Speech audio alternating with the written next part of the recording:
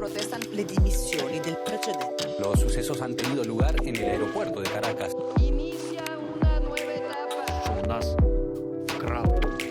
Это инструмент. Que la fuerza del cielo nos acompañe. Como nuevo presidente de la República, Gabriel Boric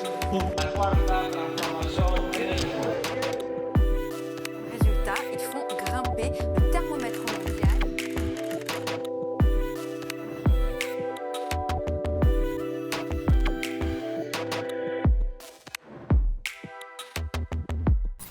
Muy buenas noches. Después de unos meses de ausencia, es para mí un honor estar de vuelta en Extranjeros. Siempre será un enorme placer estar con ustedes. Este programa, como saben, se transmite el último viernes de cada mes y está diseñado para escuchar el punto de vista de los reporteros extranjeros que viven en México.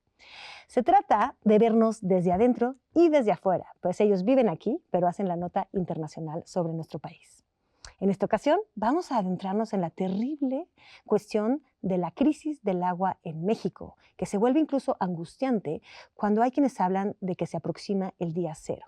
También tendremos una sección que titulamos Bitácora Electoral, en que nuestros reporteros nos darán algunas apreciaciones y notas personales sobre las campañas electorales en curso.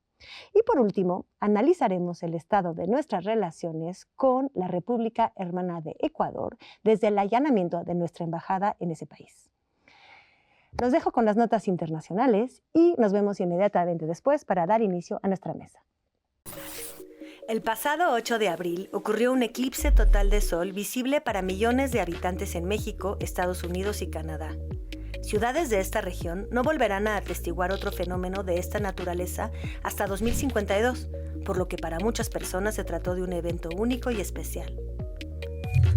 En una decisión histórica, el Tribunal Europeo de Derechos Humanos se pronunció a favor de la Asociación de Ancianas por el Clima al dictaminar que el gobierno suizo viola sus derechos humanos. El fallo establece que su salud está amenazada ante la inacción del gobierno para reducir sus emisiones de gases de efecto invernadero, como lo establece la Convención Europea sobre el Cambio Climático. Esto siente un precedente importante para la regulación y subraya la urgencia por hacer frente a la catástrofe climática. Tras las elecciones municipales en Turquía, y por primera vez en 2 décadas, el partido CHP, opositor del régimen autoritario de Recep Tayyip Erdogan, logró un triunfo histórico e inesperado, principalmente en las 2 ciudades más importantes del país, Estambul y Ankara. Estos resultados debilitan el control del actual gobierno y posiciona al Partido Socialdemócrata como líder en una posible era post-Erdogan. En la India inició la primera de 7 etapas del proceso de elecciones generales, mismas que concluirán el 1 de junio. Estos comicios son los más grandes en la historia y contarán con la participación de 970 millones de personas, quienes votarán por su próximo primer ministro y por 543 miembros de la Cámara Baja. El primer ministro en funciones, Narendra Modi, buscará ser reelegido para un tercer mandato. Modi, a pesar de gozar de una popularidad mayoritaria, es conocido por sus políticas nacionalistas que excluyen a grupos religiosos minoritarios. Tras concluir la selección del jurado que participará en el juicio penal contra Donald Trump, el 22 de abril inició el proceso de presentación de alegatos. Trump, molesto por no poder dedicarse a su campaña presidencial, ha usado redes sociales para arremeter en contra del juez y las condiciones del juicio, por llevarse a cabo en una ciudad mayoritariamente demócrata y de manera apresurada, según el exmandatario, quien se ha declarado inocente por los 34 cargos que se le imputan. La tensión entre Israel e Irán se ha recrudecido después de que Israel atacara el consulado iraní en Damasco, Siria, el pasado 1 de abril. 13 días después, Irán respondió a la agresión al lanzar más de 300 drones y misiles, que en su mayoría fueron interceptados por el sistema antiataques israelí con el apoyo de Estados Unidos, Francia, Reino Unido y Jordania. Ante esto, Israel prometió que habría represalias. Días después, un ataque considerado simbólico, presuntamente dirigido por Israel contra una base aérea iraní en Isfahán, generó preocupación alrededor del mundo. La ONU pidió desescalar las tensiones y estabilizar la situación en la región. Es hora de abrir nuestra mesa y de presentarles a nuestros invitados. Les voy a pedir a cada uno que nos dé una nota personal para ir calentando un poco esta mesa. Muchos ya la conocen, es Laurence Cuvillier. Ella es reportera para France 24 y también hace programas para Arte TV. Laurence, gracias por venir otra vez con nosotros. Sé que vienes volviendo de Guerrero y Oaxaca. Hace apenas unas horas estabas todavía en la carretera. Muy bienvenida y cuéntanos un poco para ponernos a tono con el mundo. ¿Qué es lo que te inquieta hoy? Pues ya sabes, Ciel, por lo general me gusta dar un poco de buenas noticias, ¿no? Pero tengo que decir que esta semana estuve muy frustrada y hasta asqueada, puedo decir, por este paquete que se votó en el Senado de Estados Unidos. Bueno, por una parte, muy buena noticia, paquete de ayuda para Ucrania y así, que puede a lo mejor volver a dar una oportunidad a las fuerzas de Ucrania contra la invasión rusa. Pero atrás de esto estaban escondidos 26.000 millones de dólares para Israel. Otra vez, más apoyo para más armamento, para más operativos y para más hipocresía de parte de Estados Unidos, que sigue financiando la guerra, la invasión de Israel hacia Gaza y también hacia Cisjordania, ¿no? Porque hubo una invasión literal, una toma de territorio el 22 de marzo de 8 kilómetros cuadrados, en violación de todos los convenios internacionales, ¿no? De soberanía de territorio. Y Estados Unidos, por otra parte, pidiendo al gobierno de Netanyahu que por favor se midan tantito con los operativos, hagan las cosas con más cuidado. Hay una cantidad inaceptable de niños que ya fallecieron en esta guerra, 15.000 niños. Periodistas asesinados, muertos durante los operativos, ya no hay información, ya no se puede balancear, no se puede saber lo que pasa ahí, atropellos al apoyo humanitario, se están violando un montón de convenciones internacionales y nadie sigue diciendo nada de forma contundente en Estados Unidos por este principio de que pues los van a apoyar. Estados Unidos e Israel tienen este vínculo sagrado que los impida condenarlos de forma muy contundente. Eso me parece ya moralmente completamente inaceptable pero a fuerzas de que pase y vuelva a pasar, seguimos aceptando lo inaceptable en ese sentido. Muchísimas gracias. Gran tema esto de la violación permanente, violación permanente a todos los tratados en los que estamos viendo en muchísimos terrenos, tanto nacionales como internacionales. Laurence, muchísimas gracias. Gracias. Y a mi izquierda tengo la felicidad de contar con Aitor Sáez. Él es reportero para el Deutsche Welle, un medio alemán, pero eres español y vives en México. Aitor, cuéntanos un poco qué es lo que a ti te llamó la atención de las noticias de México o el mundo. Pues yo quería retomar el tema del asesinato de la niña Camila en Taxco y del posterior linchamiento, ¿no? De la presunta asesina. Por un lado, retomarlo para no normalizarlo, ¿no? Porque son eventos que en el México actual cada día, cada semana tenemos una de estas noticias con tanta brutalidad, ¿no? Que nos impactan, pero luego no vemos más allá, y mi idea también era analizar un poco más allá. Primero, la actuación policial, ¿no? ¿Por qué no sacaron a la supuesta asesina de la casa antes? Y luego ya incluso una vez subida a la batea de la camioneta, dejaron que la volvieran a bajar para seguir linchándola hasta la muerte, ¿no? Esto me da a pensar de que tal vez había una voluntad de que esa mujer fuese asesinada, y la voluntad, y ahí va el peligro de los linchamientos, es lavarse las manos a la hora de hacer justicia. Esto pasaba en Europa cuando los atentados terroristas. Es mucho más fácil matar al terrorista que detenerlo. ¿Por qué? Porque si lo detienes, primero no cierras la herida, la sociedad sigue pendiente del caso y además la sociedad sigue exigiendo justicia. Entonces, ese reclamo de justicia es un problema para los políticos, para el gobierno municipal o federal, lo que sea. Es mucho más fácil que el supuesto asesino sea liquidado, y ahí se liquida el problema. Y otra reflexión también es qué tan detrás está el crimen organizado de estos linchamientos, porque al parecer también en muchos linchamientos ha habido una voluntad del crimen. Este tal vez era muy evidente, ¿no?, que era la supuesta asesina, pero el crimen organizado puede utilizar estos linchamientos para eliminar a personas que consideran enemigas y, de nuevo, igual que los políticos, lavarse las manos. Entonces, más allá del shock social que generó la noticia, estaría bien poner atención en estas prácticas de otra forma, ¿no?, con ese riesgo que pueden tener. Sí, creo que tocas un punto muy sensible y muy importante. Muchísimas gracias, Aitor, por esta reflexión. A mi derecha, mi queridísimo Juan Calderón, originario de Ecuador, periodista independiente. Un placer recibirte aquí. El gusto es mío.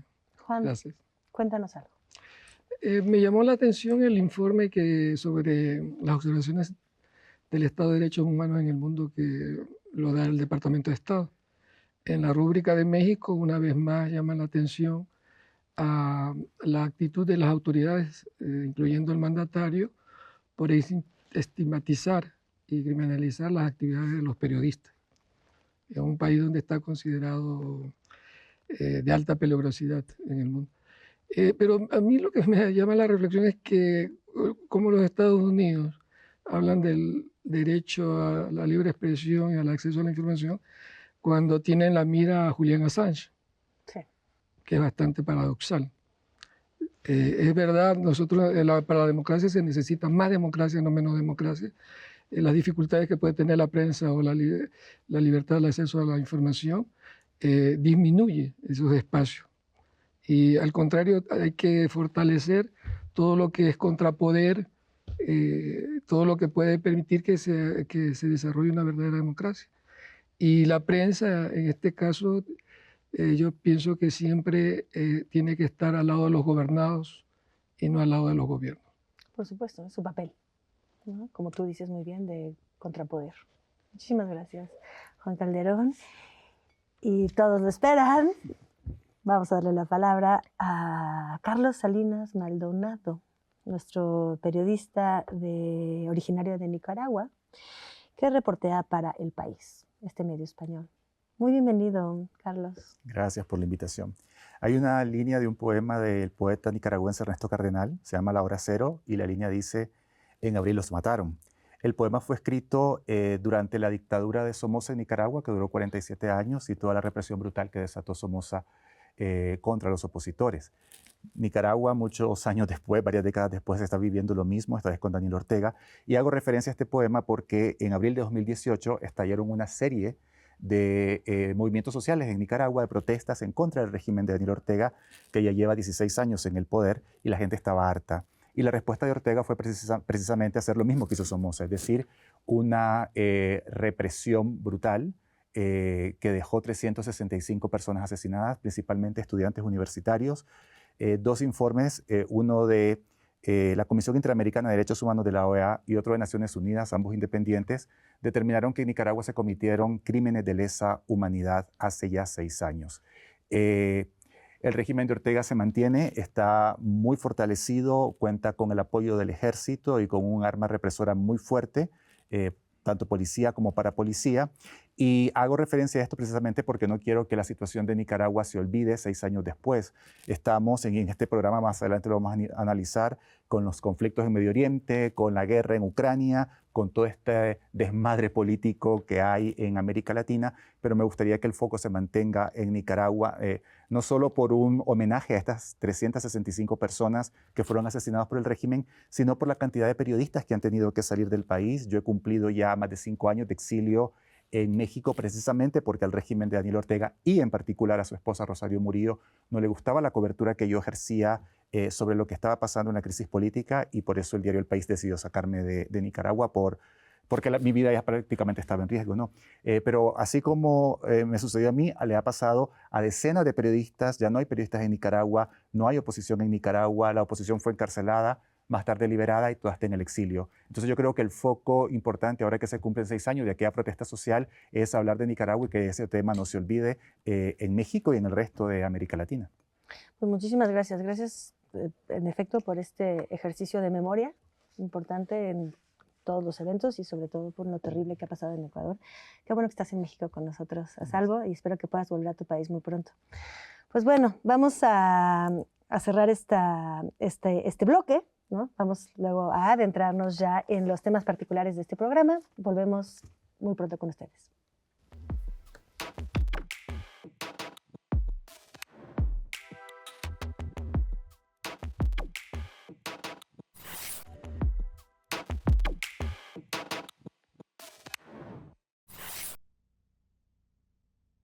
Pues estamos listos y sedientos para preguntarnos por la crisis del agua que amenaza a nuestro país.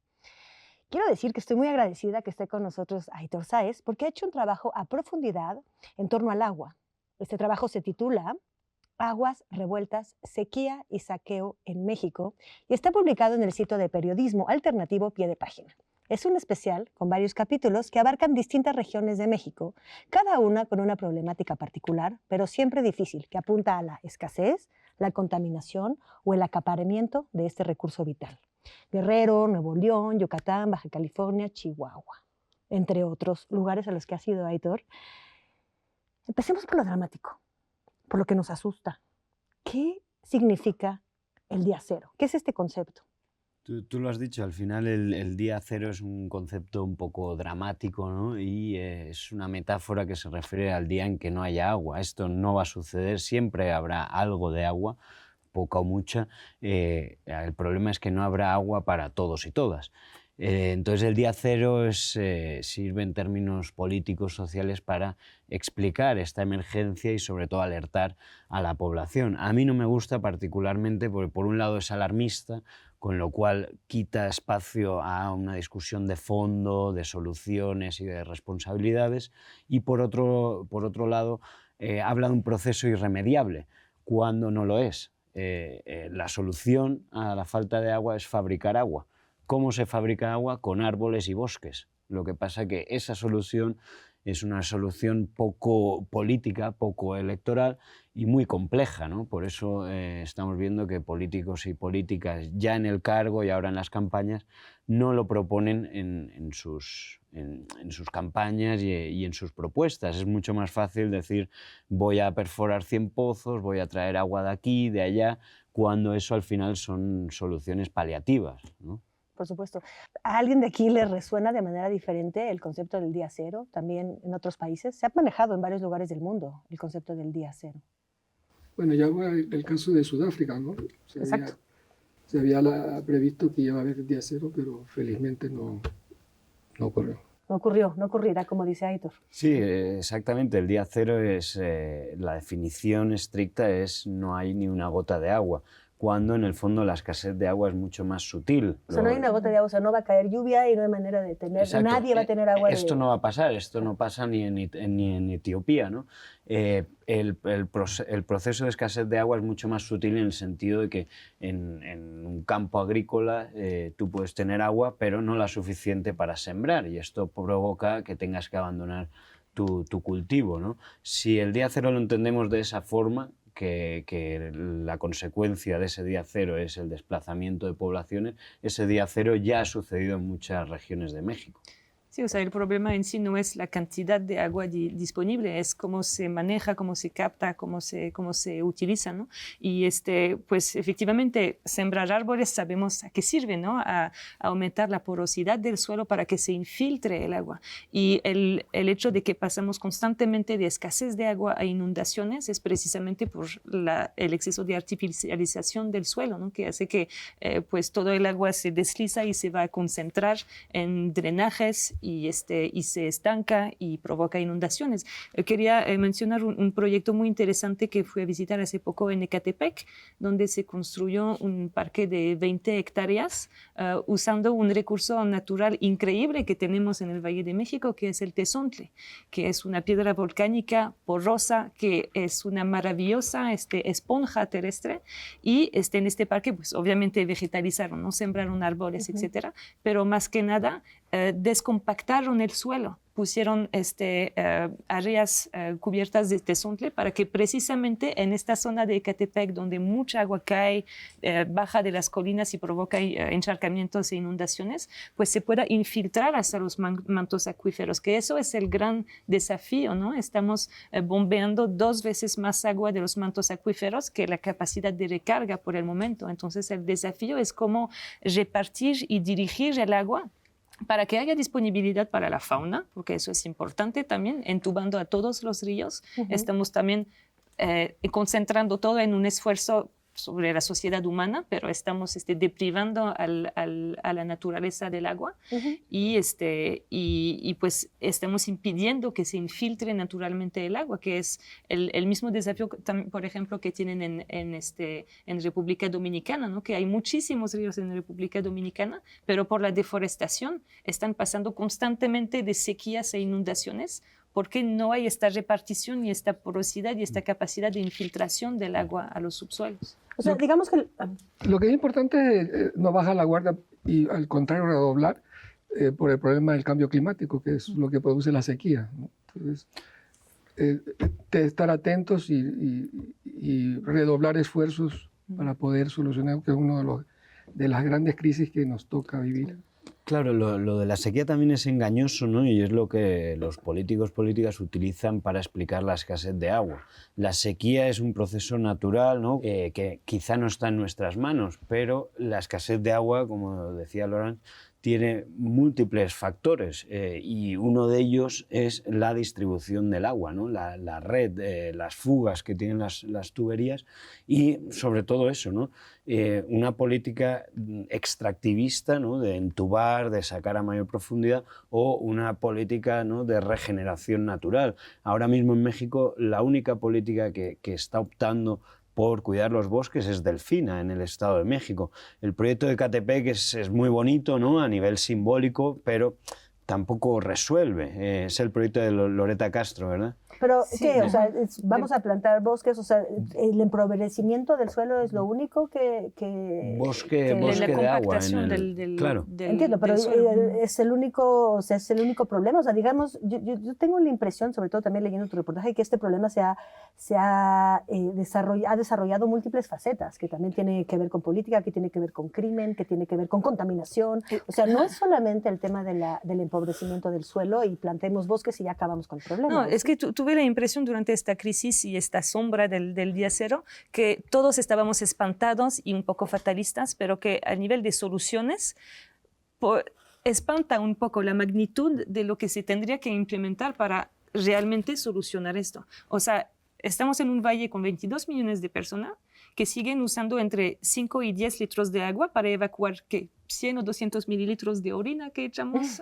O sea, mientras seguimos sin ver y sin tener soluciones a este tipo de absurdidades, va a ser complicado realmente ahorrar agua. O sea, los pequeños esfuerzos que se puede hacer a nivel individual van a ser al final poco para enfrentar la magnitud de la crisis climática que viene y el problema del manejo de agua, ¿no? Estamos en un sierra donde había 43 ríos, si no me equivoco, 47 ríos, de los que solo quedan 2 a cielo abierto y son cloacas, ¿no? Al día de hoy. Exacto, el tema que dices del ahorrar agua en casa está muy bien, pero de nuevo es simbólico. O sea, está muy bien la cultura del agua, de cuidar el agua, pero cuando el 60% del agua la consume la agroindustria o las refresqueras o las acereras, las medidas, las políticas están en otra parte, ¿no? En la entrega de concesiones y demás. Por ejemplo, ahora estuve en Cuatro Ciénegas y Cuatro Ciénegas, que es un espacio natural único en el mundo, se está secando porque la industria de la alfalfa para la ganadería, está entubando y llevándose toda esa agua. Y respecto a lo que hablabas de los factores, precisamente este especial trata parte de la cuestión del agua para tratar muchos otros temas, como es la corrupción, en la entrega de concesiones, en el uso de agua. Tenemos distritos de riego como el de Tijuana, que tiene concesión un agua que luego vende al municipio para el consumo de la población. Tenemos bancos invirtiendo en zonas donde hay mucha agua porque saben que el agua será un negocio. Tenemos al crimen organizado lucrándose con el agua, controlando pozos de agua en comunidades para someter a la población, con lo cual es un tema que sí involucra muchos otros aspectos. Claro, Involucra también, perdón que te interrumpa, a un nuevo término que podríamos utilizar, un viejo término que podemos actualizar que se llama colonización. China, por ejemplo. China está comprando enormes terrenos en lugares donde hay humedales muy ricos, y pongo el ejemplo de Nicaragua, donde soy yo. Daniel Ortega, su dictadura, le ha dado unas grandes concesiones de terrenos a China en una cuenca muy importante para América Latina, que es la cuenca de los Grandes Lagos, que es el lago de Nicaragua y el lago de Managua, que además se conecta con una cuenca que divide a Costa Rica y Nicaragua, que es el río San Juan. Ahí hay un plan para construir supuestamente un nuevo canal interoceánico que nunca se construyó, pero la concesión la tiene China. Y son miles de hectáreas entregadas donde hay bosque, hay selva y sobre todo hay mucha agua. Esta semana también Ortega amplió las concesiones de territorio a China, y China lo que quiere es expandir el cultivo, soja, arroz, etcétera, etcétera, y eso va a terminar dañando el agua. Es lo que ha pasado también en muchas regiones ricas en recursos naturales de África.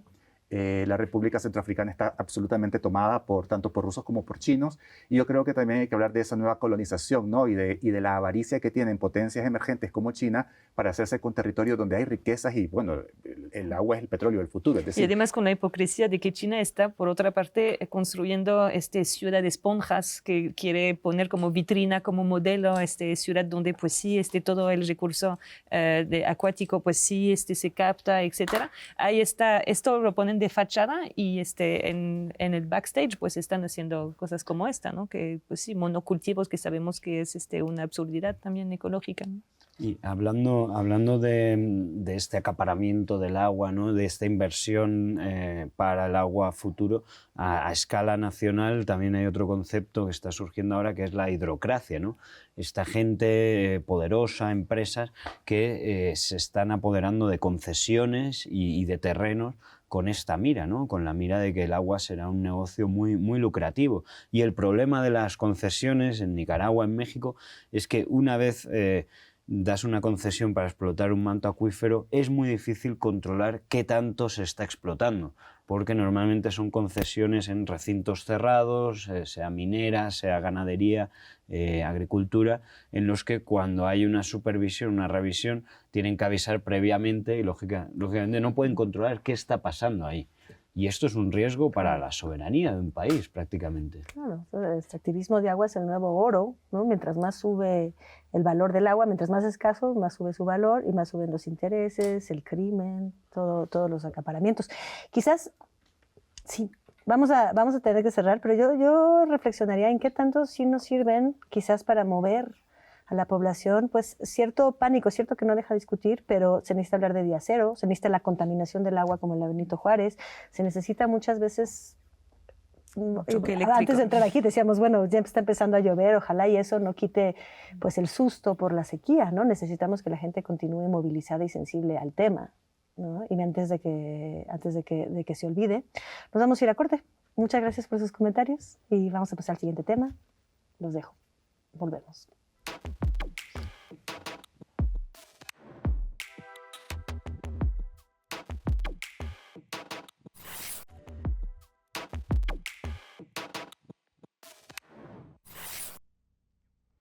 Pues nos adentramos en un bloque de programa muy particular que hemos llamado Bitácora Electoral. Son notas de campaña y creo que toma particular relevancia en el programa Mextranjeros, porque precisamente buscamos una mirada diferente, ¿no?, del mextranjero que no vota en nuestro país, pero que observa desde dentro porque aquí vive, y también desde fuera porque no participa en los comicios. Queremos salirnos un poco de lo visceral, ¿no? También ustedes tienen experiencia de las votaciones, quizás las elecciones y las campañas en otros países. Yo creo que es una mirada más amplia de la que todos nos podemos beneficiar.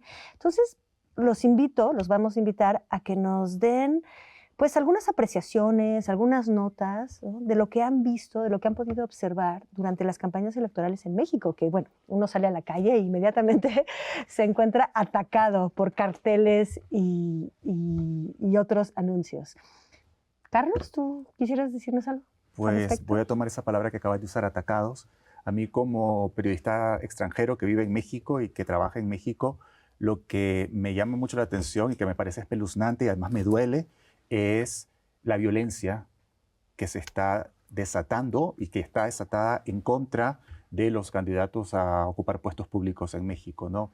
Es doloroso, es difícil ver prácticamente todas las semanas un encabezado en el que dicen que en Oaxaca, en Guerrero, en Chiapas, en el norte de México han asesinado a un candidato en plena campaña, es decir, gente que va caminando pidiendo el voto y que de repente viene un sicario y le quita la vida.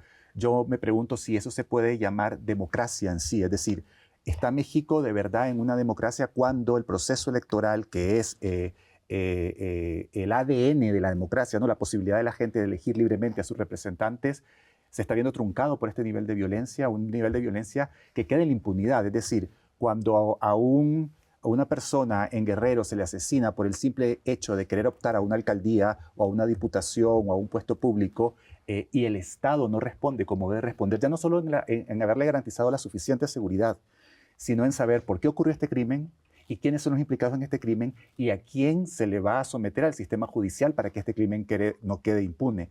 Yo creo que ese es uno de los puntos más importantes de esta campaña electoral que se está sufriendo mucho. Yo creo que la gente en México, la gente que va a votar, debe ir a votar con la idea de qué candidato, a la presidencia me refiero, está abordando este tema de verdad, porque no puede ser posible que todos los días un mexicano o una mexicana se levante, escuche la radio, lea los periódicos y diga asesinaron a un candidato más. A mí para eso es una democracia que está truncada.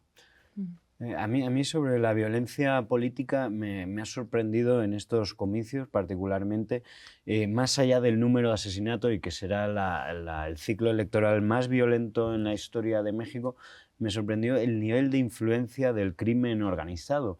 Integrale, a la consultora, sacó un informe hablando de esto, ¿no? Que la diversificación del crimen, de los negocios del crimen, también ha provocado una mayor influencia en política, sobre todo en comicios municipales, pero es que el otro día entrevistaba a un representante de Michoacán primero y me decía, hay municipios de Michoacán donde el jefe de plaza del crimen convoca a los candidatos y les dice, va a ganar este. Hacer lo que queráis, va a ganar este, y el que se ponga a hacer campaña o tal, pues ya sabes lo que le espera, y ahí no se presenta nadie o se presentan fingiendo, ¿no?, una falsa democracia, y esto a mí me parece muy grave, porque no solo es que se vaya a presentar, sino que va a haber municipios, ¿no?, donde el candidato lo haya puesto directamente el crimen organizado. Eso también es un gran riesgo para la democracia. Sí, porque el nivel municipal, el nivel local es el nivel más indeleble, ¿no?, de la democracia en México, y lo preocupante también de lo que decías, efectivamente, que es una democracia truncada, es que el nivel de violencia que hay en un municipio durante la campaña influye directamente sobre la proporción de gente que va a salir a votar. Es decir, en los municipios donde hubo ataques, secuestros o asesinatos de candidatos o de regidores o de personas involucradas en la política, pues se ve una disminución muy clara y muy marcada de la cantidad de gente que sale a votar. En este caso, pues sí, me parece de igual forma muy preocupante. Acabamos de ver una caravana de una candidata que atraviesa un territorio donde es detenida por retenes que no son militares ni policías, son territorios donde no hay las autoridades ejerciendo el control. Si podemos pasar a una nota tal vez un poco más esperanzadora, si me permito, acabo de regresar de una serie de reportajes que me llevó a zonas indígenas de Guerrero y de Oaxaca. Estaba hace 3 días en Ocotequila, cerca de Tlapa, y luego en Santa María Yosoyua, cerca de Tlaxiaco, Oaxaca.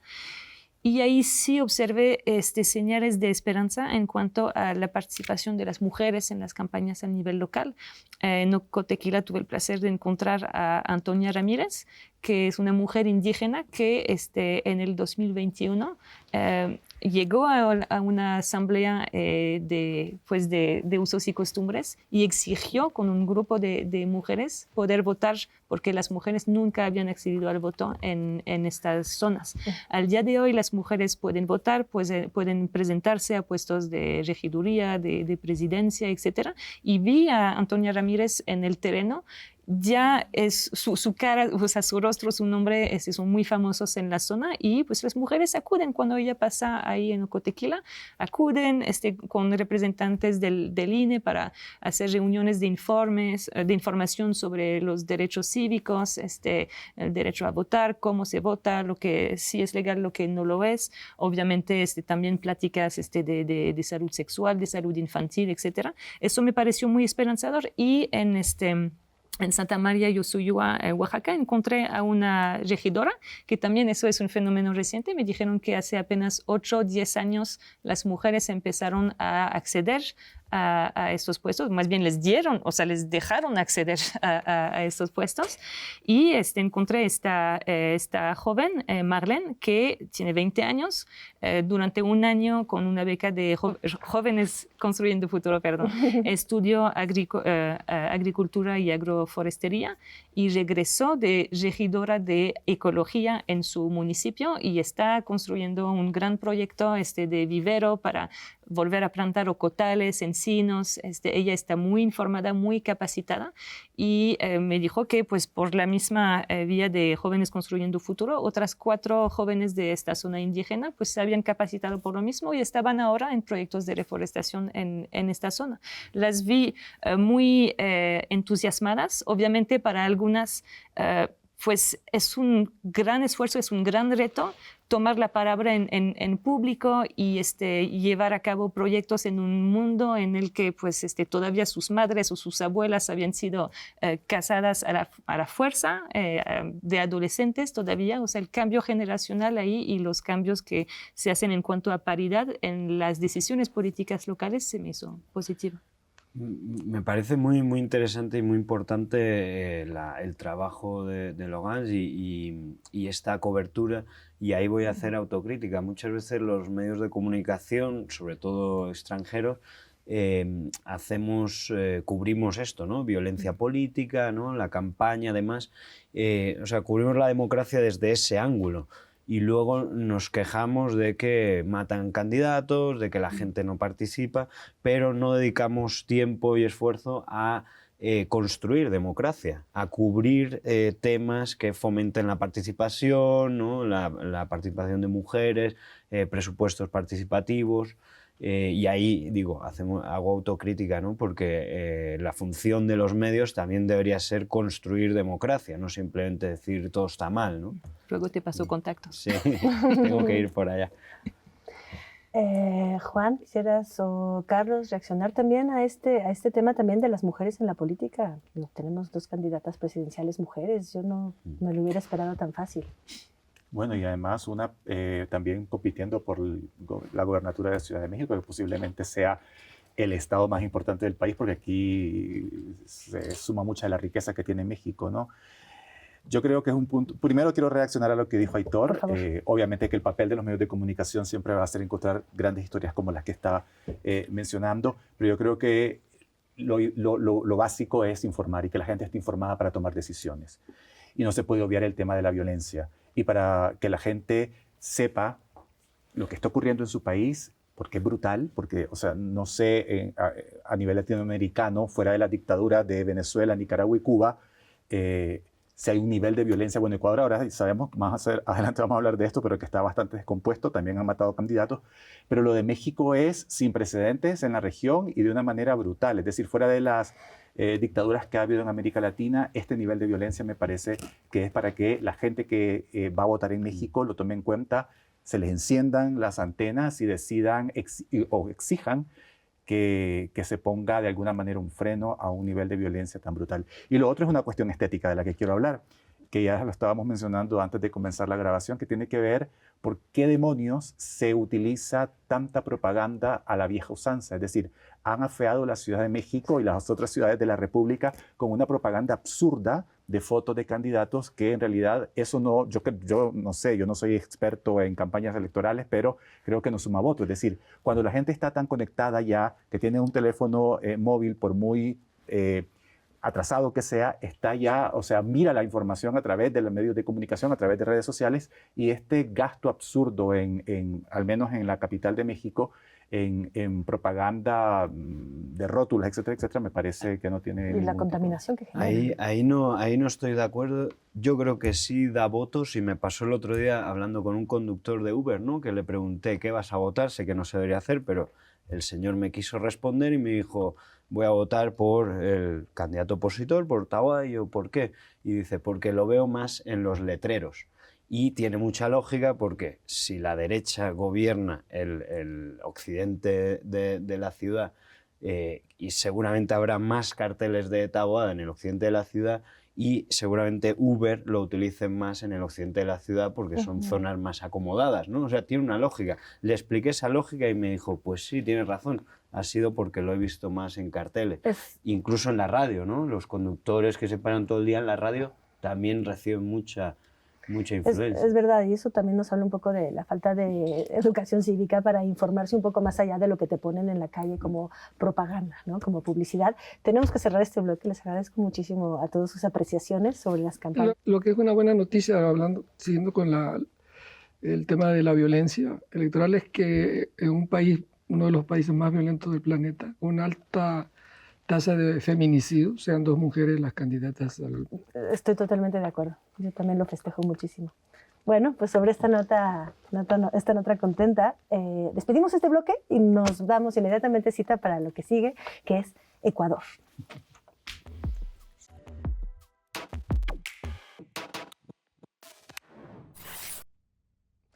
Pues ha llegado el momento de ponernos internacionales y hablar de la crisis diplomática entre México y Ecuador que se desató cuando sucedió este allanamiento de la embajada en Quito.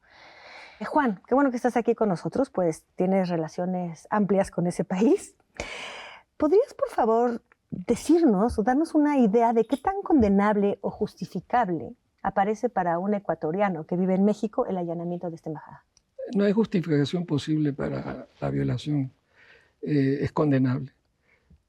Pero lo que a mí me llama la atención es que este acontecimiento ha sido utilizado de una forma unilateral de cada parte para sus fines políticos nacionales.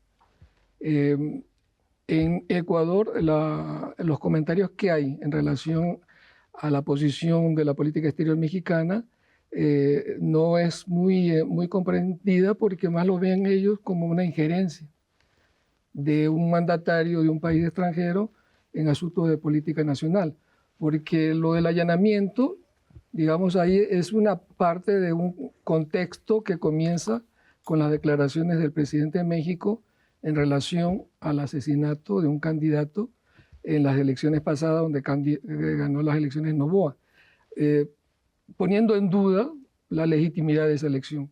Y eso tuvo una reacción de parte del gobierno de Ecuador, que expulsó a la embajadora mexicana. Además, no es la primera vez que expulsan a un embajador mexicano. Ya ocurrió en Bolivia y en Perú. Y la respuesta fue darle el asilo político a un personaje que en Ecuador consideran como un delincuente común, que ha sido sentenciado y acusado de corrupción, de desviación de fondos. O sea que es la fórmula perfecta para tener un conflicto. Los ecuatorianos están enojados con México por injerencia porque ganó el candidato conservador, no le parece a nuestro mandato, no es del eje, digamos, de la corriente del correísmo. Y los mexicanos estamos muy enojados porque nos allanaron la embajada, ¿no? ¿Qué hizo a Noboa? ¿Qué llevó a Noboa a tomar una decisión que sabía que iba a provocar esto? O sea, que es casi injustificable ante cualquier país del mundo. ¿Por qué tuvo que tomar esta decisión? Recordemos que estamos en tiempos electorales y ahí pasan muchas cosas. La coyuntura se da justo antes de la consulta que acaba de pasar, donde se llamaron con 11 preguntas. Es una consulta de 9 preguntas y un referéndum de 2 preguntas en relación a la política de seguridad en el país. Y justamente, desgraciadamente, Ecuador ha aparecido en los primeros planos en los últimos tiempos como un país que era el más tranquilo de la zona, a ser uno de los más violentos. Y la tasa de homicidios de 47 por 100.000 habitantes, que es bastante alta. El gobierno ha tomado medidas fuertes, un poco como en Salvador, Y la consulta es realmente algo muy importante para Noboa porque eso le permite a él ir a las elecciones del año próximo, que es para presidente, con más fuerza política. Entonces él no podía, ante esta crisis diplomática, tener una actitud débil ni negociadora, sino tenía que mostrar precisamente una actitud fuerte. Porque temía que realmente se fugara Glass. Y ahí tenían el antecedente de que exactamente la misma situación pasó con una exministra, Ángeles Duarte, una exministra de Correa, que fue acusada y ella se escapó y encontró refugio en la Embajada de Argentina. Y de la Embajada de Argentina se escapó en un auto diplomático y vía Venezuela terminó en Argentina. Era evidente que las autoridades de Ecuador temían que iba a ocurrir lo mismo. Y si hubiera ocurrido, eso hubiera sido una gran derrota política frente a las elecciones que hubo y las que vienen, sobre todo las próximas. Que no tiene suficientemente mano fuerte Noboa. A mí más allá de estos intereses políticos internos de uno y otro país, me preocupan tres cosas. Una es que al final este gesto de Noboa de mano dura es un poco la exportación del modelo Bukele, ¿no? Lo que pasa es que este modelo Bukele ha llegado a tal grado de influencia que hay presidentes capaces de saltarse convenciones internacionales, lo cual es preocupante por un lado.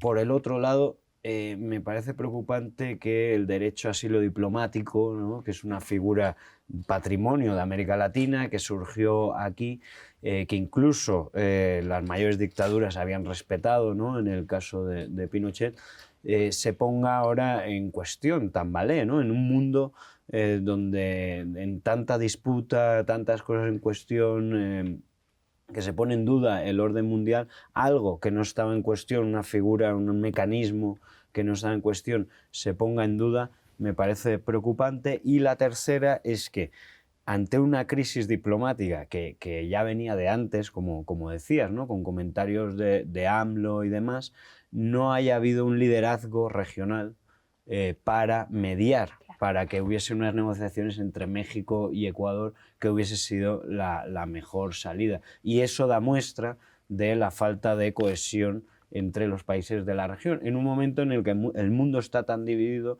Latinoamérica se podría aprovechar, suena feo, pero para unirse y tener un peso más importante, pero ni por esas. Llama la atención que últimamente las políticas de diplomacia, políticas exteriores, han sido más políticas personales que van en desmedro del interés nacional. Y cuando en realidad eso es donde necesitamos más integración. Ha sido siempre eso una de las causas en el desarrollo de la región de América Latina, el no habernos podido lograr integrar. En un momento en el que sería tan crucial que Ecuador y México colaboren para asuntos de seguridad, de combate al crimen, etc. Mira, la crisis diplomática, ¿quién gana en la crisis diplomática? Son los narcotraficantes. Porque las políticas de cooperación dejan de funcionar y tú el combate al crimen internacional tienes que hacerlo en cooperación. Porque los tratados entre México y Ecuador no solamente pasan por la vía legal, parece que ya estaban infiltrados los cárteles mexicanos en Ecuador. El cártel de Sinaloa, así está. Precisamente el candidato que fue asesinado, hay que recordar que era un periodista de investigación muy bueno y había denunciado la infiltración de las bandas internacionales en la política ecuatoriana. Pues yo quiero decir que hay un precedente a lo que ha pasado en Ecuador, a pesar de que fue muy brutal y muy mediático, ¿no?, la forma en la que las autoridades, la fuerza policial e incluso militares entraron a la embajada y cómo además golpearon al canciller de la embajada, que eso es algo que no tiene ningún tipo de lógica ni explicación. Daniel Ortega ya había hecho algo similar y fue justamente con la embajada de la OEA en Managua. Ortega simple y sencillamente la confiscó. Confiscó la embajada de la OEA, confiscó la embajada de Taiwán y no se movió absolutamente nada. O sea, esa tenía que haber sido ya un llamado de alerta en nuestro continente, en América Latina, de cómo hay regímenes, incluso gobiernos democráticos como el de Noboa, o puede ser también de Bukele en El Salvador, dispuestos a violentar cualquier tipo de norma internacional, incluso la Convención de Viena, que hasta ahora era intocable, para mantener sus, personalmente, mostrarse fuerte ante lo que podría ser sus votantes, pero también un sistema político que desgraciadamente va hacia el autoritarismo. Noboa ganó el fin de semana, ¿no? El voto a favor de su política de mano dura contra la delincuencia, pero también perdió la política neoliberal que quiere implementar en Ecuador. Eso puede hablar bien, ¿no?, del electorado ecuatoriano que dice, bueno, sí, yo quiero que nos pongas o que regreses la paz que tenía Ecuador antes de lo que está pasando ahora, pero no queremos que impongas un modelo neoliberal, que es lo que en muchos países de América Latina está surgiendo. El problema de esto, y lo que a mí me da mucho miedo, es un poco lo que decía Aitor: ¿qué pasa si alguien que es perseguido político se quiere refugiar en una embajada de cualquier país latinoamericano? Nicaragua es un caso específico, ¿no? Nicaragua tiene a más de 200.000 personas que han salido por la crisis política. Ya no hay periodistas en Nicaragua, no hay enviados especiales, la oposición política en Nicaragua está fuera. Si hay alguien que en Nicaragua quiere levantar la voz y es perseguido político y se quiere refugiar en una embajada, la ecuatoriana o la mexicana, y el gobierno de Ortega dice, bueno, si en Ecuador pasó esto, yo ya lo hice con la OEA, pues lo saco y simple y sencillamente esto se acabó. Yo creo que se ha generado un fuerte precedente, y ese precedente viene precisamente de cuando Ortega decidió invadir una embajada que fue la de la OEA y expropiarlo. Estamos completamente rebasados del tiempo, a menos que quieras concluir con alguna... Pero en relación a lo que dijo Carlos, que en la consulta, yo decía, habían 2 preguntas de referéndum, y eso es muy importante, porque aparte de la política securitaria, eran 2 preguntas. Una sobre el derecho laboral, pago por hora, y el otro, arbitraje internacional. Y en las 2 se votó no. Y es muy importante. O sea, realmente la fuerza de Noboa ahorita está en el tema de violencia, que además la violencia está en auge en todo el continente. El negocio de las drogas está en América Latina cada vez generando pues una violencia mayor, y podemos esperar que pues las reacciones sean quizás en busca de un autoritarismo terrible. Bueno, pues tenemos que cerrar este programa, es el final. Les agradezco muchísimo a todos ustedes haber venido a iluminarnos, hacernos reflexionar, dialogar. Espero que este diálogo se continúe detrás de la pantalla en las casas. Que estén muy bien, muchísimas gracias. Gracias. Bueno, por supuesto, a TV UNAM, gracias a todos ustedes que nos ven, y el próximo mes estará con ustedes Ixchel, y yo los veo en el programa de Después de Ixchel. Muchas gracias.